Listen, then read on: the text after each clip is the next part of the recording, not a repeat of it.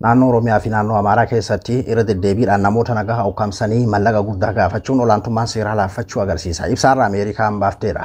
Akkasuma ibsa Ameerikaan baafte kanarratti hundaa'uudhaan maxxansa isaanii fayyadamee Jawhar Muhammadis namoota nagaa ukkaamsanii mallaqa gaafachuun naggada guddaa waraana mootummaatii fi akkasuma waraana mootummaa hin ta'ineefis ta'eeti jira jechuudhaan fuula Facebook isaa irratti reefuun tana maxxanseeti jira. Mee maaltu jedhame? Akkasuma waan miidiyaan Habashootaa dhiyeenya kana habarsu waa'ee fonqolcha mootummaadhaa kan muummichi ministeera Dr. Abiy Ahmad jedhe suni waa'ee Jawhariin wal qabatu kan jedhu faadha kan isaan afarsaatiin jiran. Mee kanarratti illee dhugaan jiru maalinni waa'ee fonqolchaatiin wal qabate. Abduu Moobaayil Abduraay bagara deebiidhaan gara chaanaala kiyyaa dhuftan isiniin jedha. Ibsa taateen namoota nagaa irratti raawwatu kun akka dhaabbatu jechuudhaan irraa ambaasiin Ameerikaadhaa maxxanse akkasuma maxxansa isaa kanarratti hundaa'uudhaan jechuudha. Jawhar Muhammad illeen waa'ee kanarratti maal jedhe? Jawhar ammoo katabbii bal'aadha kan inni sheer godhe jechuudha. Ambaasiin Ameerikaa waan kana taatee dhiyeenya kana mudate barattoota nama 100 ol naannoo Amaaraa yuunivarsiitii naannoo Amaaraa irraa gara Finfinneetti osoo deemaatiin jiran Oromiyaa keessatti Shawaa Kaabaa Gaara Gurraachaa keessatti butaman jedhamuudhaan waan kana jalqabaa miidiyaalee naannoo Amaaraati kan maxxanse warri naannoo Amaaraa torban kana keessa akka malee irraa iyyaati turan jechuudha. Barattoota namoota nagaa nama 100 ol jechuun akka isaan jedhanitti shaneedhaan butamanidha kan isaan jedhan waan isaan jedhanidha beekaa. Shaneedhaan butamanii akkasitti irratti ukkaanfamanii mallaqa gaafatamaa jiranii kan jirudha. Miidiyaa warraatiif ijoo guddaa ta'e ture jechuudha. Duuba har'aan tana kunoo ambaasiin Ameerikaati jechuudha. Ambaasaadar Ameerikaa ambaasaadar Masiingaatis waan kanarratti hundaa'uudhaan akkasuma kan amma dura dabree fi kan ammaallee jechuudha. Kanarratti jechuudha kan inni maxxansa kana maxxanse jechuudha. Akkas jira ibsa Ameerikaa kan dhihoo kanaatii fi jechuun barattoota amma dhiheenya kana jechuudha. Yuunivarsiitii naannoo Amaaraa irraa gara Finfinneetti osoo deemaatiin jiran Oromiyaa keessatti butaman 100 ol ka jedhame sanirra dhaabbate jechuudha. Kan dhihoo kanaatii fi yeroo garagaraatitti irra deddeebiidhaan naannoo Oromiyaa fi naannoo Amaaraa keessatti nama nagaa butanii mallaqa gaafachuun akkasuma walitti bu'iinsi yakkamtootatti akka humna horaa jiruu fi akkasuma olaantummaa seeraa akka laaffisaa jiru agarsiisa. Kanaafuu namoota nagaa barattootaa fi namoota nagaadhaa butanii mallaqa gaafachuun hatattamaan dhaabbachuu qaba jechuudhaan gaafate jechuudha. Jawhar Muhammadis maxxansa ambaasii Ameerikaa kana fayyadame jechuudha. Nama nagaa butanii mallaqa gurguddaa gaafachuun naannoo wal waraansi jiru yookiin ammoo lolli guddaan itti deemsifamaa jiru qofa osoo hin taane akkuma miidiyaaleen garagaraadhaa gabaasaa turanitti Tigraayis dabalatee akkasuma magaalaa guddittii biyyattii jechuun Finfinnee dabalatee jechuudha dhaqqabaati jira. Kanaafuu naannoo Oromiyaa fi akkasuma naannoo Amaaraa bakka itti wal waraansi jiru keessatti nama nagaa butanii mallaqa gurguddaa humna isaatii olii gaafachuun naggada gurguddaa daldala gurguddaa taheetii argamee jira.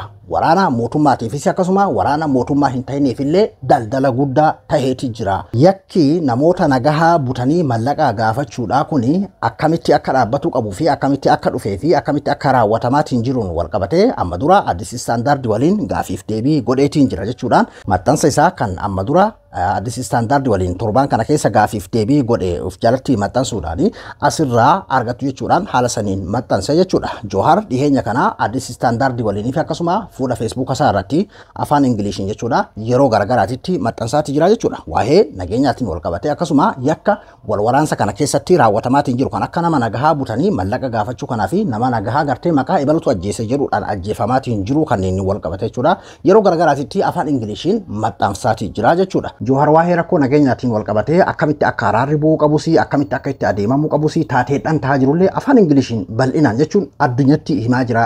Dippiloomaatota addunyaatitti akkasuma gartee warra waan kana amma dura marii araaraa keessatti illee hirmaatan warra kanaadhaaf beeksisaa jira addunyaadhaaf beeksisaa jira natti fakkaata. Bal'inaan jechuudha irratti hojjetaatiin jira jechuudha. Ammoo taatee dhiyeenya kana taa'ame jiddumaanuu fakkeenyaaf waa'ee fonqolchaatiin wal qabatee miidiyaa Habashootaa irratti kan deemaatiin jiru fonqolcha kana irratti jechuun jarri Oromoodhatu wal irratti godhaa jira jechuun akkasii fayyadamu jarri fakkeenyaaf har'aan tana yeroo badhaadhinaa kana keessatti namni Oromoo caala miidhamaatiin jiru ni jira bulchiinsa kanaan. Bulchiinsa badhaadhinaatiin biyya san keessatti yoo Tigraay ta'e malee kan Oromoo miidhame waan jiru natti hin fakkaatu. Jechuun akka fedhe yoo haa ta'u jarri baala gizee baalaa turanii walitti jumlaan akkasiin nu yaamu. Kana wal qabatee fakkeenyaaf Jawharii akkasiidha Oonagii maaliidha waan jedhu waan adda addaa fakkeenyaaf miidiyaan Habashaa waa'ee dhiyeenya kana fonqolcha godhuudhaaf mari'atamee ture kan jedhu kan gartee muummichi ministeera paarlaamaa dhiyoo kana taa'ame irratti dubbatan illee isiniif maxxanseetiin ture.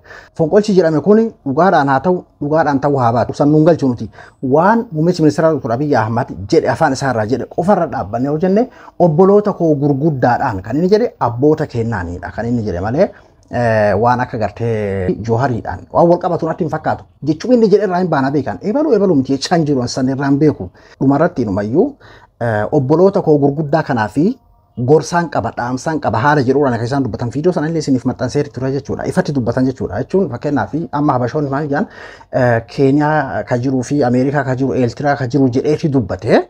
Abiyyi ofiif isaa warratti godhaa jiranii Joharliin as keessa jiraachuu danda'a, Jaalmarroon as keessa jiraachuu danda'a, walitti gurmaanii akkas godhanii minaamni waan jedhu bal'inaan afarsaati jiru jechuudha miidiyaa isaanii irratti. Akkasuma namni kennallee tokko kan akkas jedhan. Karaa biraatiin ammoo fonqolcha wanni jedhamu kun nama achi keessa jiruumi yookiin ammoo nama gartee fakkeenyaaf loltoota biyyaatiin wali hidhata qabu.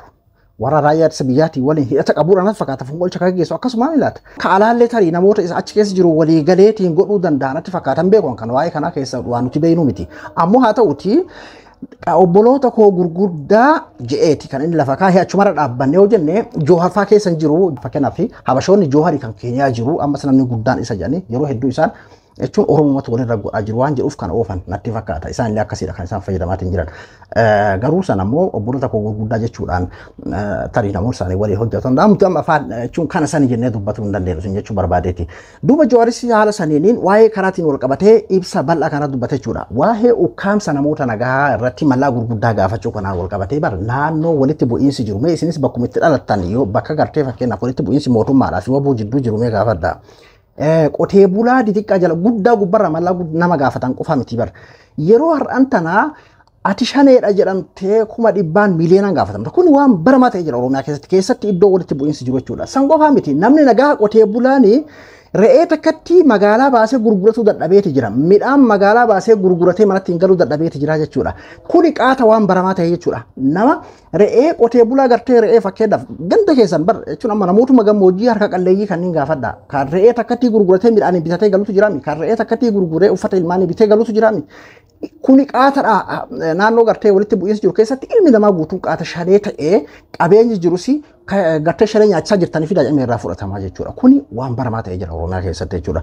Kanaafuu Ameerikaan haa galatoomtu. Ameerikaan paawaa addunyaati. Ameerikaan kanarratti maxxansa kana maxxansuun hedduu takka na gammachiise haala amman tana Oromiyaa keessatti qotee bulaan itti rakkataa jirudha. Nama butanii mallaqa gaafachuu qofaa miti. Walumaa galatti maqaa siyaasaatiin naggada guddaa ta'ee jirachuudha. Nama nagahaatiin gartee mallaqa hanganaa fi yookiin shaneedha yookiin sajjeen yookiin ilma kee ajjeefna. Nama hidhamee bara 100,000 baafatta 200,000 baafatta naannoo gartee wal waraansi jiru keessa mee gaafadhaa ganda keessan jechuudha. Jechuun namni lubbuu ofii baafatuudhaaf waan jedhame san in kafalaa jechuudha. Bara wallolama mootummaa fi waboo gidduutti deemaatiin jiru kanaan wal qabatee kenna kan afaan qabate malee mana marii bakka bu'oota uummataa irraa anillee isii maxxansee ture viidiyoo san jechuudha. Ifatti dubbate akkuma amma gartee ambaasaadar Masingaa dubbate namoota nagahaa ukkaamsuun mallaqa gaafachuun akkasuma gartee jumlaadhaan ajjeesuun qaama mootummaatiin amantummaan kunuu hin jiru mariidha jechuudha. Waan akka isaanii seenuun duratti kan jedhu dubbatee ture jechuudha. Inni viidiyoo san isii maxxansee ture jechuudha. Innaa kuni waan baramaadha Oromiyaa keessatti. Kanaafuu Ameerikaan haa galatoomtu. Taatee uummanni keenya keessa itti rakkataa jiru keessaa kuni isa tokko jechuudha. An Abduu Rabbii Moobaala Biraayii hanga qophii biraatii waliin deebinutti nagaan haa tura.